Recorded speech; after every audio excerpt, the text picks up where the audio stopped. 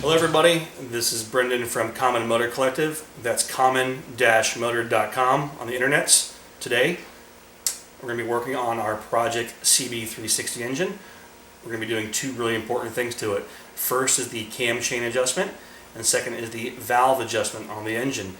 These adjustments have to be done every 1,500 miles on this engine, along with the ignition timing. So we're going to dive into it real quick, but first we're going to show you the tools we're going to need for the job, and also some of the parts you might need when getting into the side, like the top side and the valve train of the engine. So let's take a look at that. Alright, so let's talk about a few of the tools we're going to need today to do the cam chain adjustment and the valve adjustment on the 360 we're working on. Starting from the top here, we actually have a 10mm offset box wrench. This is a really important tool for getting into the valve train adjustment.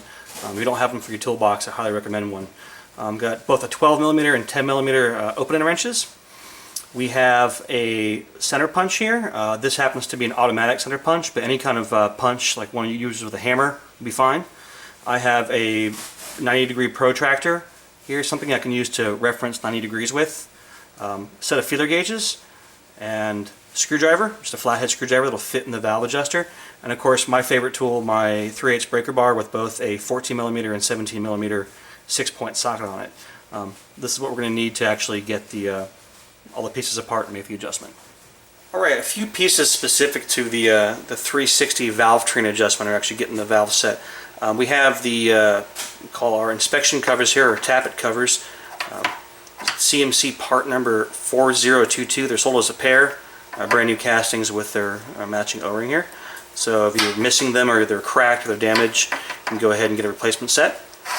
And then right here we have what we call our valve adjuster set, and really what it is the valve adjuster, which is this machine screw here, and the lock nut that holds it in place. Oftentimes we find this lock nut really chewed up because someone used the wrong kind of wrench on it to make the adjustment in the past. Other times the head, it's got a little flat head in it, gets chewed up, or this is actually the contact surface here that touches the top of the valve, and this is where we're going to get the feeler gauge in between to make the adjustment, and sometimes this is pitted or chewed up. If you're in doubt, I would say go ahead and change out your adjusters. It is sold as the nut and adjuster, and the 360 uses 4 of them. Okay, so here is our left-hand side of the motor, and what we've done to go ahead and prepare for the cam chain adjustment is, now, number one, we've removed the spark plugs from both sides of the engine. That just helps us turn the engine over easily without fighting against the compression. We've taken off our rotor cover or alternator cover, and typically if you had a lot of oil in your engine, you're going to get a couple ounces of oil dribbling out of here. That's normal. Don't be worried about it. Okay, so let's take a look at some of the details in here, and these same details are going to appear in both, or actually all the motors that we are supporting. So the 360, which is what this engine is, a CB350 engine, and also the CB450 all have very, very, very similar layouts, and you're going to see the same pieces in them. The first thing I want to point out is this right here. See this little notch right here? This is our index notch. This is kind of our 0 mark to make sure all the different timed events in the engine happen. So every adjustment we're going to make, it's always going to be in reference to this little mark right here on our outer stator coil. Let's look at the actual rotor itself. The first thing I want to point out right here is an arrow which indicates which direction the engine spins. So it's important when we're making any of these adjustments to only spin the engine in this one direction. As far as big turns, you can rock it back a little bit. You'll see us do that in a couple other things, but if you're going to make complete turns, turn it in the direction of the arrow. So let's look at some of these other marks here on the engine. Let's start over here. We have an LF mark right here. This indicates left fire. That's when the spark plug for the left-hand side fires. And then we have an LT mark, which is this line here. T stands for top dead center, meaning that when this mark here is aligned with this guy here, the piston is at the very top of its travel for the left-hand cylinder. 180 degrees from it, we have our information for the right-hand cylinder, which are just indicated with an F mark, which is for the right cylinder fire, and the T mark, which is going to be the right-hand side valve, right-hand side top dead center mark for that part of the engine. So the T marks are important because this is where we set the engine for the valve adjustment. But before we do the valve adjustment, the very first piece of our kind of tuning totem pole, as I call it, is the cam chain adjustment. And the reason the cam chain is first is because we have a domino effect throughout the engine. The crankshaft here drives the cam chain. The cam chain drives the camshaft. The camshaft is affected by the valve adjustment, so how tight or loose they are and how much pressure is on it from the springs. The camshaft also drives the ignition timing. So if you change one variable in any of those adjustments, you can throw the other adjustments off. So if you do them in the order of cam chain, valve adjustment, then ignition timing, you'll get them right every single time. So first thing we're going to do is the cam chain adjustment. Okay, our next step is to determine what stroke the engine's on. We need to be just coming off the compression stroke for the left-hand cylinder here. The easiest way to do that is with the spark plug out. I'm just going to take my finger, put it over the spark plug hole, and turn the engine over with my wrench. And I'm going to feel for compression. You can definitely feel it on your finger. You hear that? Yeah, so we're on the compression stroke right now. So that's good. If you don't feel the compression stroke, that means turn the engine one full revolution and you'll be on the compression stroke. But that's a quick test to know where you are. So the question that a lot of people have is, well, where do I put the engine for the cam chain adjustment? In fact, I had someone recently write to me and ask, I'm supposed to do it when the engine's running, correct? No. The engine has to be in a very specific position to do that cam chain adjustment. So what's that position? That position is approximately 90 degrees past this LT mark on the compression stroke of the left cylinder. Remember, we have both a compression stroke and an exhaust stroke. I'm going to make my own mark because we don't have a reference here on the rotor to know what's 90 degrees past TDC, or top dead center, on that LT mark.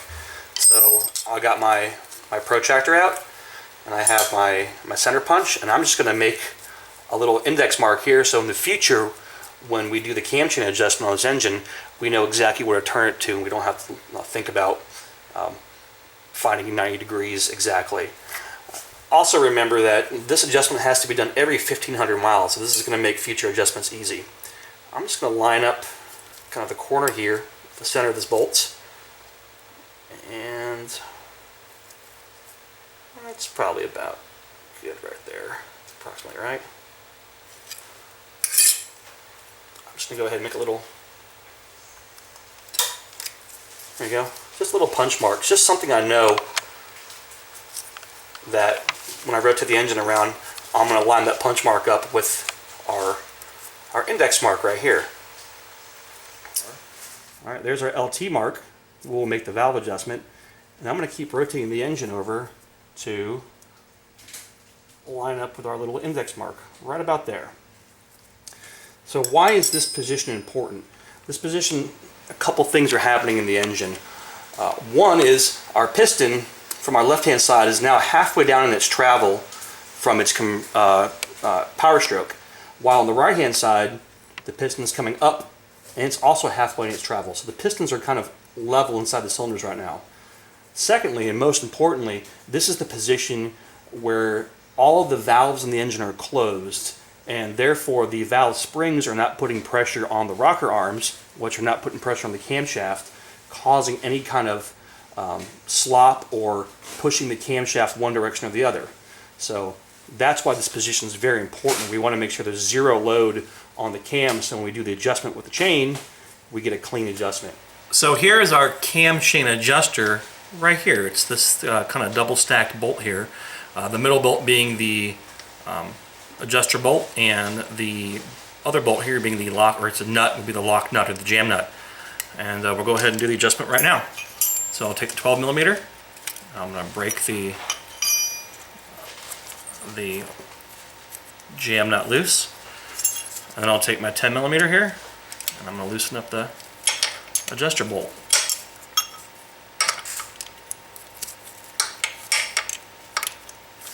Now the 360 has the adjuster down here. 350s and 450s have the adjuster between the carburetors, or just below the carburetors on the kind of the back side of the cylinder. The 360 is down here underneath the electric starter. Alright, so you're probably asking, all right, well, how is that adjustment happening? You literally just loosen the bolt up, and the adjuster is spring loaded inside the engine. And so all we do is loosen the bolt up a little bit. That's probably plenty good. And the adjuster finds its absolute position in the engine. Sometimes if you have an engine that hasn't been adjusted in a long time, you'll hear a pop or a clank where the adjuster is taking up the extra slack. And that's it. So we loosen the bolt, we tighten the bolt back up, and we lock it down, and that's the adjustment is done. So I'll go ahead and bring the bolt back down. Might be able to do it with my fingers. It's a little bit tight. It's not a very, the adjustment itself is not very difficult. It's just making sure you have all the other pieces of the engine set up in the right position so you can actually get the adjustment done. And all this bolt does is pinch there's a little arm that holds the tension area at the bottom of the engine. All this does is kind of pinch it in place. Alright, it's starting to firm up. I'm just going to snug it up gently. Stop. Go ahead and bring my lock nut down. That. My 12mm on it. Come on. There it is. Just snug it up. And that's it. Cam chain is now adjusted. So it's really not that difficult. But again, having the engine in the correct position, having the valves loose, having the spark plugs out, makes all the difference on how to get the cam chain adjusted.